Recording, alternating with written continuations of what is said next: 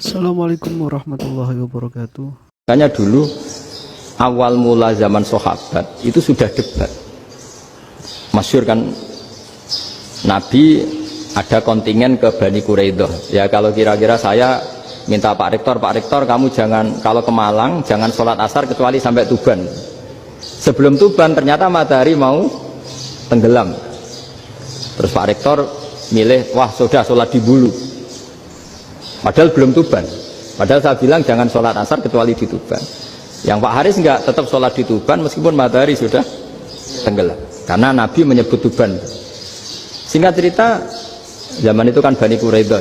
La tusolliyanal asra illa fi Bani Quraidah. Kalian semua jangan sholat asar kecuali sampai Bani Quraidah. Ternyata di tengah perjalanan matahari sudah mau tenggelam, kira-kira kurang 2 menit atau 3 menit. Sahabat-sahabat, sudah lah kita sholat asar di sini. Kalau sampai sana pasti sudah tenggelam, separuh sholat. Yang separuh enggak, kata Nabi harus di Bani Quraidah.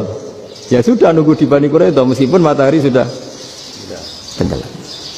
Sehingga kita dua kelompok ini matur, ya Rasulullah kita ngalami ini perdebatan gini-gini.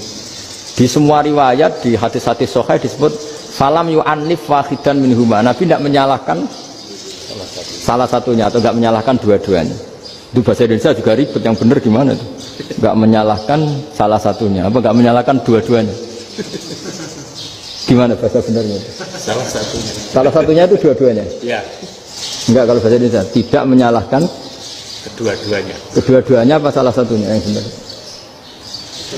Kedua-duanya. Kedua-duanya. Bahasa Indonesia itu ya kadang ruwet ya. Orang pinter kayak Pak Habibie itu namanya ya orang luar biasa. Nanti sekolahnya orang-orang idiot itu ya sekolahan luar biasa.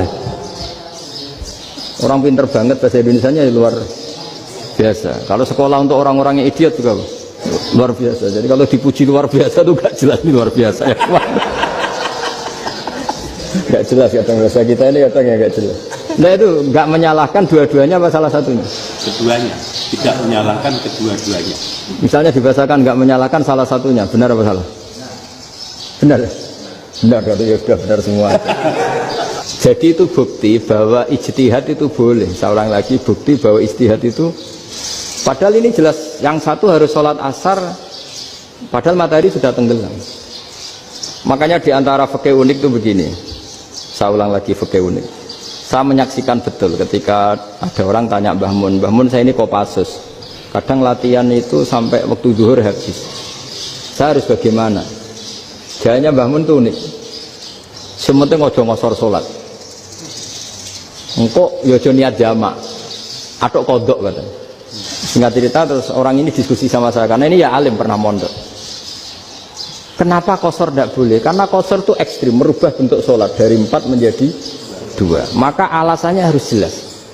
Harus jelas itu orang yang latihan di Kopassus itu kan dia sudah berasrama di situ. Berarti dia sudah tidak musafir karena asramanya di situ, sudah mukim. Kalau dia kosor itu merubah bentuk sholat dari 4 menjadi 2. Merubah itu ekstrim. Tapi kalau dia qadha itu hanya mengakhirkan sholat dari waktunya.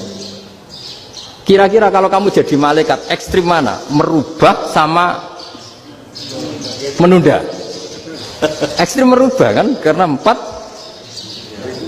menjadi 2. Terus ojo jamak takdim tapi jamak takhir. Itu juga penting. Bagi pengkaji fikih itu penting. Kalau jamak takhir itu salah-salah sithik ora pati popo. Kenapa? Kan mirip zuhur qadha. Kalau jamak takhir kan, tapi kalau jamak takdim asar kok di waktu zuhur, ekstrim mana? Perubahan takhir sama takdim itu ekstrim mana? Ekstrim takdim karena melakukan sesuatu belum waktunya. Belum waktunya. Jadi itu memang, ya memang tadi kajian-kajian fikih itu memang unik. Karena bagi ahlinya, saya ulang lagi, tapi ini saya ulang lagi bagi ahlinya. Makanya ketika Nabi menjamak sholat ketika nusuk, ketika haji itu kata Imam Syafi'i lissafar, karena Nabi pergi jauh karena rumahnya Madinah. Tapi resikonya fatwa itu adalah orang Mekah nggak boleh jamak karena kawasannya nggak sampai 90 kilo lah kalau sekarang mungkin. Tapi kalau tahu Imam Malik nggak, ya nusuk, sehingga orang Mekah pun yang haji ya boleh Jamak, karena alasan jamaknya karena nusuk, karena haji, bukan karena jarak. Makanya kalau ulama berdebat, misalnya Abu Hanifah berpendapat sholat itu wajib baca Fatihah apa asal Quran. Dalam mainstreamnya ya Fatihah, karena la sholat lima lam yakro bi Fatihatil kitab. Tapi cara Abu Hanifah enggak. Faqra'u ma tayassara minal Quran, bacalah apa saja yang mudah bagi kamu, asal itu Quran. Sementing gak gending Jawa, gak nyanyi lah gitu. Ya sudah, mau apa coba? Jadi ya susah memang kalau fikih itu ya sudah seperti itu. Ada lagi yang masih ekstrim, misalnya yang namanya menyembelih hewan itu gimana coba? Dari hidup ke mati, apa pasti mati disembelih? Cara mazhab Imam Syafi'i yang namanya menyembelih itu penyembelian harus menjadi sebab kematian. Itu yang sah. Sekarang lagi, penyembelian menjadi sebab kematian yang syar'i. Sehingga beliau mensyaratkan hewan yang disembelih ini masih punya hayatun mustaqirrah, punya kehidupan yang normal. Sehingga kalau nggak disembelih ya hidup. Sehingga kalau ada hewan ketabrak truk kejet-kejet mesti mati ini buat sembelih, itu nggak sah, karena nggak usah disembelih ya wes mati kan. Karena ini hanya nunggu koordinasi Israel kan, dia kejet-kejet itu kan prosedur itu. Tapi tidak disembelih pun mati. Tapi cara mazhab Malik enggak. Pokoknya anggere jek duwe nyawa jenenge kewan urip. Dengan kamu sembelih berarti matine mergo mbok sembelih. Meskipun nanti ya enggak usah disembelih ya mati. Coba hitung secara ilmu matematika. Kalau enggak disembelih hidupnya 5 menit. Gara-gara kamu sembelih hidupnya langsung mati. Terus dia matinya, cara di persidangan matinya disebabkan apa? Disebabkan disembelih apa kecelakaan? Loh, ya debat toh kamu. Sama-sama UMM aja debat. Kalau nggak kecelakaan nggak disembelih. Loh, saya pernah mas ngalami nyata itu. Saya jalan-jalan sama anak saya pakai motor. Sampai di jalan raya gitu ada ayam jago ketabrak mobil, kejet-kejet.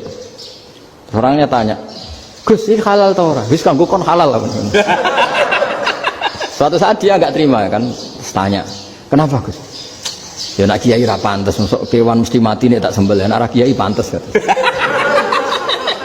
Karena aku tahu kamu tuh gak kiai, mesti motifnya itu mergo jago, jajal cilik gak mau tak kokno. Adekan ayam itu bayi kan gak ditanyakan. Kejet-kejet mati rak lah wong cilik wae. Tapi masalahnya ini kan jago.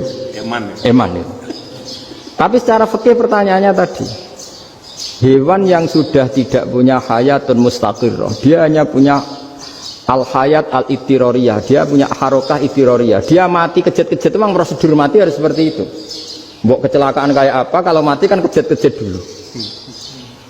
Nah ketika kejet-kejet ini pertanyaannya ini kan hidup apa mati namanya? Enggak, namanya hidup apa mati? Pas kejet-kejet itu hidup. Cara Imam Malik itu hidup. Ya sudah, kalau hidup disembelih ya halal. Karena misalnya nanti kalau nggak disembelih matinya kan 2 menit lagi. Gara-gara disembelih mati sekarang. Tetap penyebab kematian itu nyembelih. Penyembelian ini sebab kematian. Tapi kalau Imam Syafi'i enggak, cara berpikir wes nemen, paling roh besok kaget langsung mati. Kalau gitu berarti kamu nyembelih barang mati. Jadi fikih itu kadang unik. Makanya ketika ngitung fikih itu unik ya. Orang keluar mani wajib apa? Mandi kan. Terus Imam Syafi'i ditanya, kenapa kalau orang lahir kelahiran juga harus mandi? Namanya nifas. Fa innal walada waliyun munakidun. Ya, anak ya mani yang menggumpal.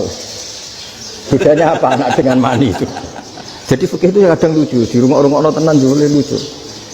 Keluar mani wajib mandi. Berarti kalau keluar anak ya wajib mandi, karena hakikatnya anak adalah mani yang mengkristal. Terus usia orang sudah tiduran macam-macam itu kan hakikatnya mani. Itu fikih. Nah terus ditanya, kenapa kalau lahir langsung mati tidak wajib disolati? Ya jawabannya Mas Syafi'i lucu. Di mana-mana sholat itu nyolati mayit. Yang namanya mayit itu pernah hidup terus mati. Kalau itu tidak mayit ya sudah. Jadi kadang, nah iya kan disebut sholat mayit. Yang namanya mayit itu apa? Pernah hidup. Pernah hidup. Nah ini kan tidak pernah hidup. Maka ya sudah seperti itu. Jadi nggak khilaf itu nggak mungkin.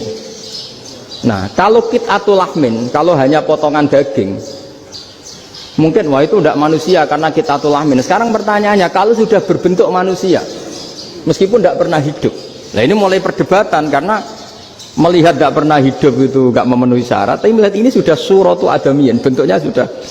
Nah kira-kira gitu perdebatan fikih. Makanya dulu awal mula zaman sahabat itu sudah debat. Terima kasih sudah menonton